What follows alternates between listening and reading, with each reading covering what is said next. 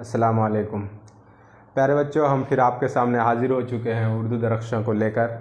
आज मेरा पहला सबक होगा आप लोगों के लिए हम्द खुदाए अज़्ज़ व जल। हम लोगों ने सबसे पहले 3 क्लास में फ़हरिस्त को पढ़ा था। पहले फ़हरिस्त में हम लोग ने आपकी दरख्शां किताब के फ़हरिस्त को देखा था, जिसमें हिस्सा नस्र और हिस्सा नज़्म को देखा। अब हम लोग एक के बाद दीगरे हर सबक को तफसील के साथ पढ़ेंगे और आप लोगों को उसकी तशरीह करेंगे। तो आज हम लोग सबसे पहले दरख्शां किताब को देखेंगे और दरख्शां किताब के सबसे पहले हम जो है आपका जो नज़्म है उस पर चर्चा करेंगे। तो सबसे पहले हम शबनम कमाली साहब की लिखी हुई जो हम्द है उसको पढ़ते हैं और उसकी तशरीह करते हैं। तो दोस्तों, शबनम कमाली साहब का जो हम्द है, हम्द खुदाए अज़्ज़ व जल। दोस्तों, शबनम कमाली साहब लिखते हैं, खालिक दो जहां है तू, इज़्ज़त दुल जलाल है, यकता है तेरी ज़ात, पाक व आली व बेमिसाल है। यानी ये अल्लाह, तू खालिक है दोनों जहां का, यानी इस दुनिया का भी और आखिरी दुनिया का भी है, और तू इज़्ज़त वाला है। यकता है तेरी ज़ात एक है, पाक है और आली है, यानी बुलंद व बाला है, और जिसका कोई मिसाल नहीं। तेरे ही बाब फैज़ से मिलता है दोनों जहां को रिज़्क़, यानी कि तेरे ही बाब फैज़ यानी तेरे ही दरवाजे से सबको रिज़्क़ मिलता है, इस जो जहाँ में भी उस जहाँ में भी। सब की हयात व मौत का मौला तुझे ख्याल है, यानी सब की मौत व हयात का मौला तुझको ख्याल है, तू ही सब का मौत व हयात का ख्याल रखता है। कुदरत ख़ास का तेरी अस्क है बज़्म कायनात, ने तेरी कुदरत का इस कायनात पर ख़ास अक्स है, साया है। कौन व मका में जलवागर तेरा ही एक जमाल है, कौन व मका में जलवागर तेरा ही जमाल है। कायम है तेरी हुक्म से आज भी नज़्म ज़िंदगी, तेरे सवा कहीं मिले तो यह ज़िंदगी महाल है। यानी तेरे ही हुक्म से ज़िंदगी में जो नज़्म ज़ब्त बना हुआ है वो कायम है। साहिब अक़्ल व फ़हम को नाज है तेरी ज़ात पर, यानी समझदार लोगों को आपकी ज़ात पर नाज है। नाम से तेरे दो जहां वाक़िफ़ हाल व काल है, यानी दोनों जहां के लोग तेरे नाम से वाक़िफ़ है। लाख बरस अगर कोई हम्द व सना तेरी करे, हो सके हक़ अदा तेरा मुमकिन नहीं महाल है।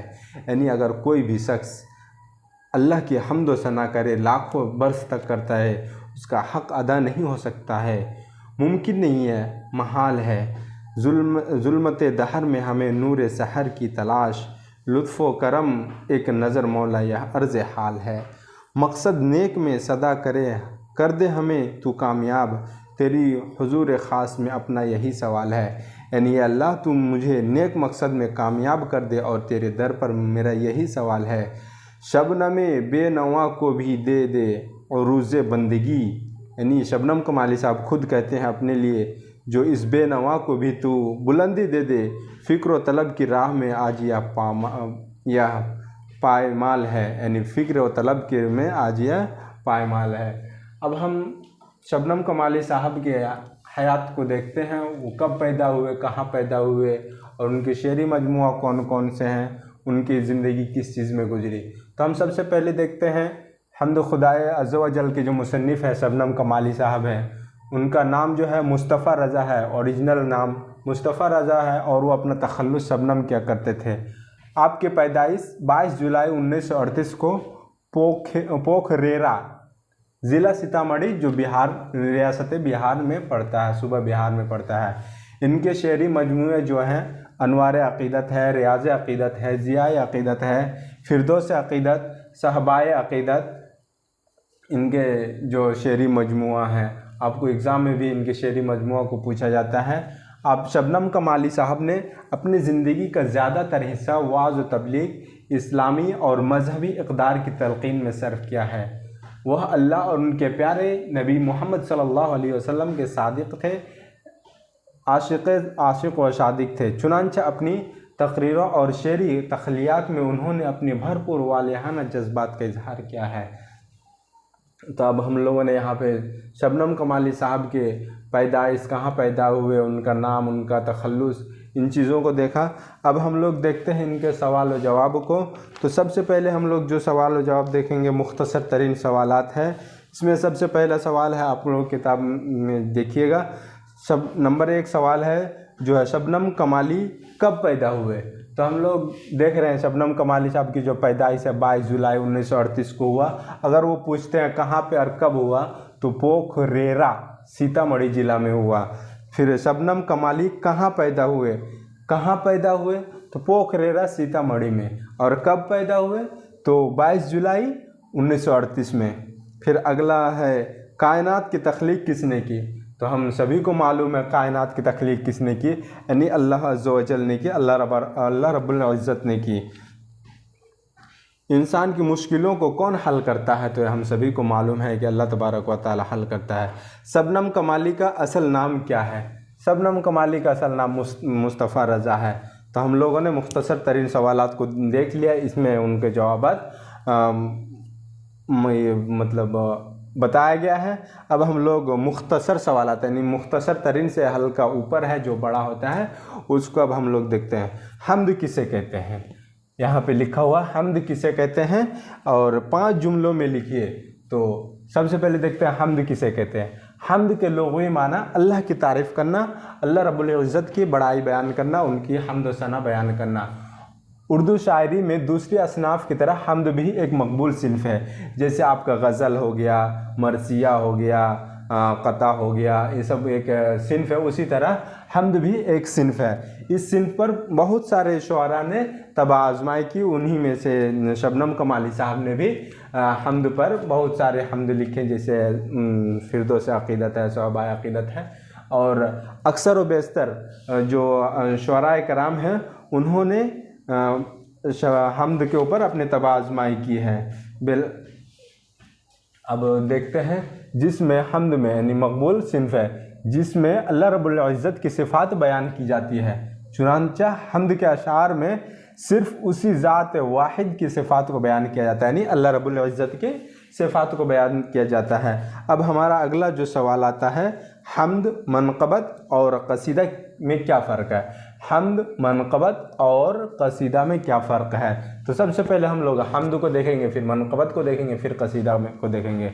तो हम लोग जब हम्द देखते हैं तो हम्द की तारीफ़ हम लोग ऊपर पढ़ लिए। हम्द में सिर्फ़ और सिर्फ अल्लाह रब्बुल की इज़्ज़त की तौसीफ़ को बयान किया जाता है। तो वहीं मनक़बत में हम बुज़ुर्गान दीन, यानी जो हमारे दीन के बुज़ुर्ग लोग हैं उनके और खुलफ़ाए राशिदीन के मंजूम, यानी नज़्म करके तारीफ़ की जाती हैं। और कसीदा में हम किसी भी शख्स के औसाफ़ हमीदा, यानी अच्छी औसाफ़ को बयान करते हैं। अब जो अगला सवाल आता है, शबनम कमाली के 3 शेरी मजमूए के नाम बताइए।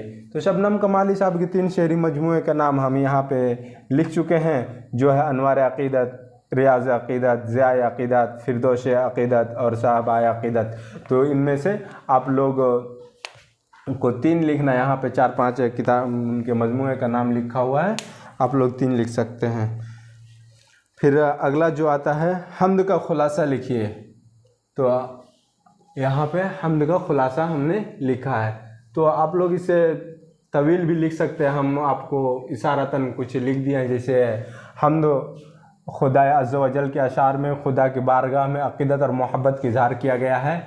यह तो ज़ाहिर है कि खालिक़ कायनात की तारीफ़ व तौसीफ़ हम्द व सना अल्फाज में मुमकिन नहीं, लेकिन बंदा अपने तौर पर कोशिश करता है। यानी हम्द अल्लाह रब्बुल इज़्ज़त की तारीफ़ व तौसीफ़ कोई नहीं कर सकता है, लेकिन बंदा जो अल्लाह का बंदा जो है अपने तौर पर वो कोशिश करता है। इसी तरह जो शेर में बयान किया गया है, शबनम कमाली साहब ने अपने नज़्म में हम्द में बयान किया है, उसका थोड़ा सा जो खुलासा है, इस नज़्म में शायरिया बताता है कि अल्लाह दोनों जहां का पैदा करने वाला है, उस पाक ज़ात का कोई दूसरा मिसाल नहीं दी जा सकती। वह दोनों जहां को रिज़्क़ देता है और सारी कायनात के हयात व मौत का मालिक है।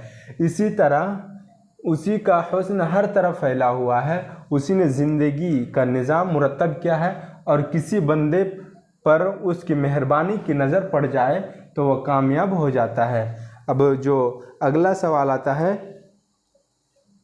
वो है आपका, शबनम कमाली की शायराना खुसूसियत बयान कीजिए।